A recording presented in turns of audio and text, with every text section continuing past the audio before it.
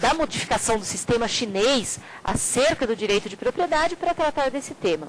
Propriedade chinesa, também vinculada a uma ideia de propriedade social, era uma propriedade pública, era uma propriedade do próprio Estado, utilizada pelo membro do grupo social.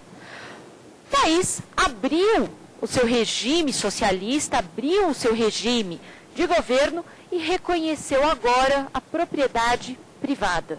Reconheceu que o particular, que o membro do grupo social, pode sim ser proprietário de bens. Ele pode ser proprietário e assim o será de que forma? Imaginem a ideia, embora seja um tema que iremos ainda estudar em próxima aula.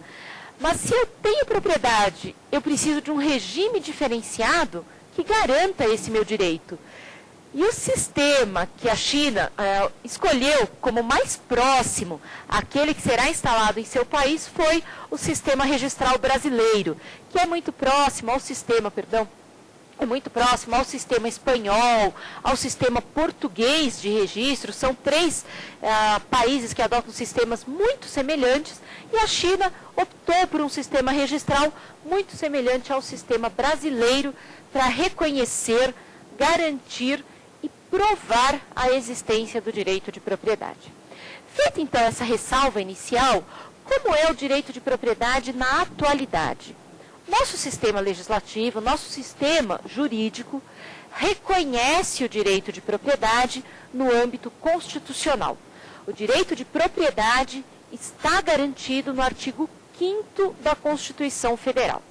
Estar garantido no artigo 5º da Constituição Federal não é simplesmente declarar a propriedade com um regulamento pela Carta Maior. Colocar o direito de propriedade no artigo 5º da Constituição é declará-la como uma garantia fundamental. É declará-la como um direito que não pode ser suprimido, que não pode ser reduzido, que não pode ser abalado por uma emenda à Constituição. O poder constituinte derivado vai ter por limitação, previsão do artigo 60, parágrafo 4º da Constituição Federal, artigo 60, parágrafo 4º, o poder constituinte derivado vai ter por limitação a matéria que seja direito ou garantia fundamental. O direito de propriedade, ao estar previsto no artigo 5º da Constituição Federal, tem a qualidade, tem o status jurídico de garantia fundamental. Se é uma garantia fundamental, eu não posso diminuir, eu não posso suprimir através do exercício do poder constituinte derivado, qual seja o poder de emendar a Constituição previsto no artigo 60 da Carta Maior. A previsão da Constituição Federal modificou substancialmente o direito de propriedade. E de que forma? Isso é extremamente importante. A propriedade está garantida no artigo 5º, inciso 22 da Constituição. Mas ela está garantida de forma livre? Não. O artigo 5º traz no inciso 23 a previsão de que a propriedade deve atender à função social. Esse é, na verdade, o grande qualificador da proteção constitucional dada ao direito de propriedade. Seria dizer, é garantido o direito de propriedade àquele que faça com que o seu imóvel atenda à função social. A propriedade é inerente à natureza humana, sem dúvida que esta é a teoria reconhecida pelo nosso sistema, mas a garantia fornecida pelo Estado, a garantia fornecida pelo legislador, notadamente o legislador constitucional, pressupõe que essa propriedade cumpra a função social. Se não cumprir, podemos chegar ao extremo de uma desapropriação, seja para fins de reforma agrária do imóvel rural, seja até mesmo para planos de urbanização, se for um imóvel urbano. Vamos aproveitar o encerramento desse tópico inicial e partir então aos questionamentos, às perguntas dos nossos alunos que estão aqui presentes hoje e também as perguntas enviadas pela população. Teremos uma pergunta aqui dos nossos alunos. Olá, eu sou Elisete. Eu tenho, em realidade, assim, não é nem bem uma dúvida, apesar de minha área não ser a minha formação não ser na área de direito, a professora colocou agora que o direito de propriedade, a Constituição garante no artigo 5º, inciso 23, não é isso, que deve atender à função social. Então, eu acredito que todos já devem ter notado assim, a problemática em termos de da propriedade hoje. Hoje existe muitos latifúndios, muitas disputas. Então, eu queria ver assim, como que a legislação ela alcança, no caso, a reforma agrária, alcança também o pequeno proprietário, como isso vai chegar nesse aspecto, já que é um direito fundamental. A nossa legislação hoje, Elisete, trata do direito de propriedade, num primeiro aspecto, reconhecendo o direito de propriedade. Então, vamos dizer, qualquer um de nós que seja proprietário tem essa proteção especial.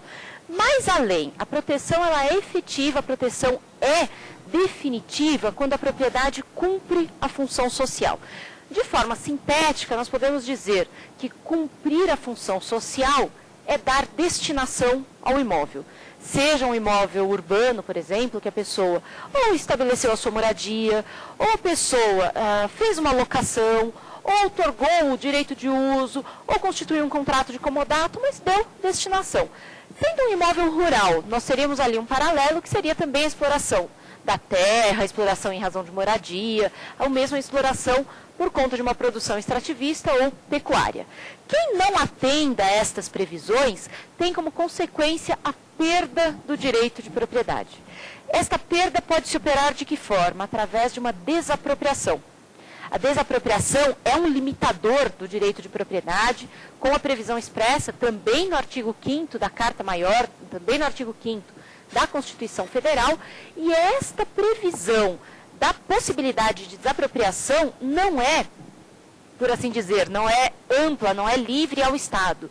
O Estado poderá desapropriar exatamente por estes fatos. O proprietário que não cumpre, usando este exemplo, o proprietário que não cumpre a função social. Existem inúmeros latifúndios, existem inúmeros proprietários rurais que não exploram, mesmo que não sejam latifúndio, proprietário rural que não explora o seu imóvel, e o governo, não podemos falar de forma absoluta, mas o governo tem buscado sim impedir esta mácula social, este prejuízo, melhor ainda, este dano social em relação à exploração da terra. O conflito para a ocupação do solo é muito grande. E o governo precisa, sim, tomar essa frente. A melhor saída é a desapropriação, até por conta da sua previsão constitucional. É a melhor forma de garantir que o Estado possa tomar a propriedade, indenizar o proprietário, mas garantir que com esta tomada, com esta retirada, haja a instalação daquele que precisa do solo para garantir o sustento próprio ou mesmo o sustento da família.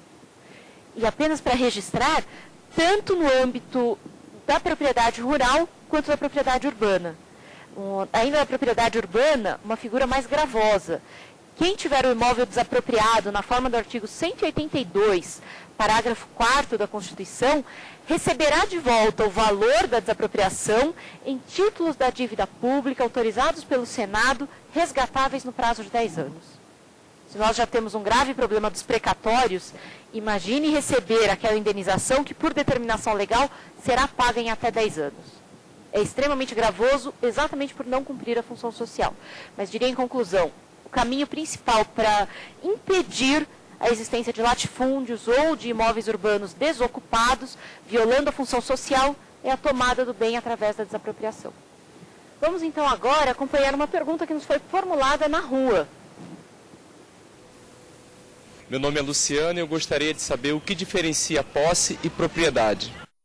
Luciano, a sua pergunta é extremamente comum entre os nossos estudantes. O que diferencia posse de propriedade? Posse é um estado jurídico, a posse não é um direito real, é um estado jurídico protegido pela lei pelo fato da pessoa ter a aparência de dono. Ela é protegida porque parece ser dona. Mas ela é realmente dona? Ela é proprietária? Não. Eu não preciso ser proprietário para que eu tenha a posse. A posse vem conceituada no artigo 1196 do Código Civil. E é dizer, considera-se possuidor é titular de posse aquele que tem o exercício pleno ou não de um ou alguns dos poderes inerentes à propriedade.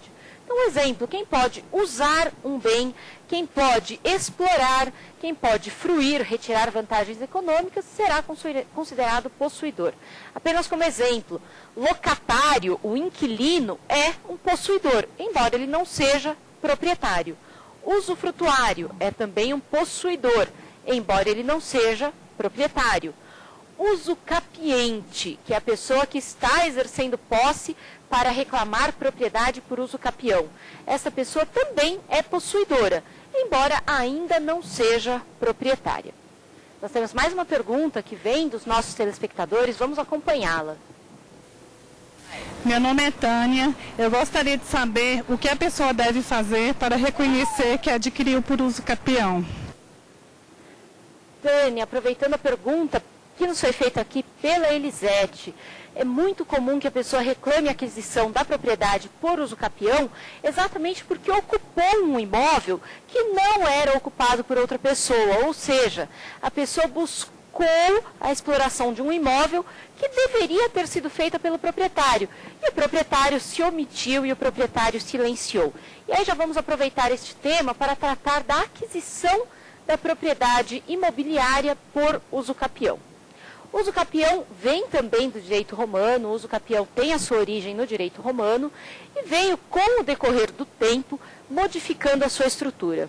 Apenas para que vocês tenham uma breve ideia, era possível adquirir propriedade de inúmeros bens móveis por uso capião. E aí eu peço destaque para uma regra especial. Era possível adquirir a propriedade de uma mulher. O cidadão romano podia adquirir a propriedade sobre uma mulher em razão de uso capião. Se convivesse com uma mulher como se fosse casado, pelo prazo de 1 ano, adquiria a propriedade, se tornava dono daquela mulher. E dizer que se tornava dono queria dizer, ele podia dispor, exemplo, vender a sua mulher como se fosse escrava, e ele tinha o poder de destruição, que nós vimos há pouco. Podia, sim, até matar a sua esposa. Podia porque ele era proprietário, porque ele era dono daquele bem. Uma regra que nos choca hoje, mas que já existiu no passado, e graças a Deus um passado bastante remoto. Vamos aproveitar então agora essa conclusão inicial do uso capião, vamos aproveitar para ver uma matéria a respeito do direito de propriedade e uso capião. Você já deve ter ouvido falar em uso capião, mas sabe o que isso significa? Sei não. Nunca ouviu falar nesse termo? Uso capião é um negócio de fazenda, de roça, terra, sei lá. Você já ouviu falar? Já, mas não entendo muito disso não. A terra da pessoa foi invadida por outra pessoa, não é assim? É chamado de uso capião o direito à terra como legítimo proprietário. Isso ocorre quando alguém fica instalado por pelo menos 15 anos num terreno. Esse prazo pode ser reduzido para 10 anos quando a pessoa mora no local ou fez serviços produtivos na área. Mas esse tipo de posse legal de bens só é válido para terras particulares. O caso que chegou ao Superior Tribunal de Justiça envolve a Terracap, Companhia Imobiliária de Brasília, criada a partir da Nova Cap, empresa responsável pela construção da capital. Um servidor do Distrito Federal aposentado, que morava há mais de 20 anos numa área que fica a aproximadamente 20 quilômetros do Plano Piloto em Brasília, queria o reconhecimento como dono do imóvel. Segundo ele, a Terracap teria personalidade jurídica de caráter privado, o que permitiria o uso capião. Tanto a Quinta Vara da Fazenda Pública quanto o Tribunal de Justiça do Distrito Federal e Territórios negaram o pedido dele. A 4ª turma do Superior Tribunal de Justiça confirmou o entendimento. Segundo o relator do caso, o ministro Jorge Scartesini, a conclusão de que as terras administradas pela Terracap são públicas decorre da própria lei que criou a empresa em 1972. E tanto a Constituição quanto o novo Código Civil são unânimes ao estabelecer que os bens públicos não estão sujeitos ao uso capião. Vejam só, nós já encontramos aí o primeiro dos requisitos para que haja aquisição do direito de propriedade por uso capião. Só é possível usucapir ou seja, exercer posse que possa permitir, melhor, exercer posse que garanta a aquisição do direito de propriedade.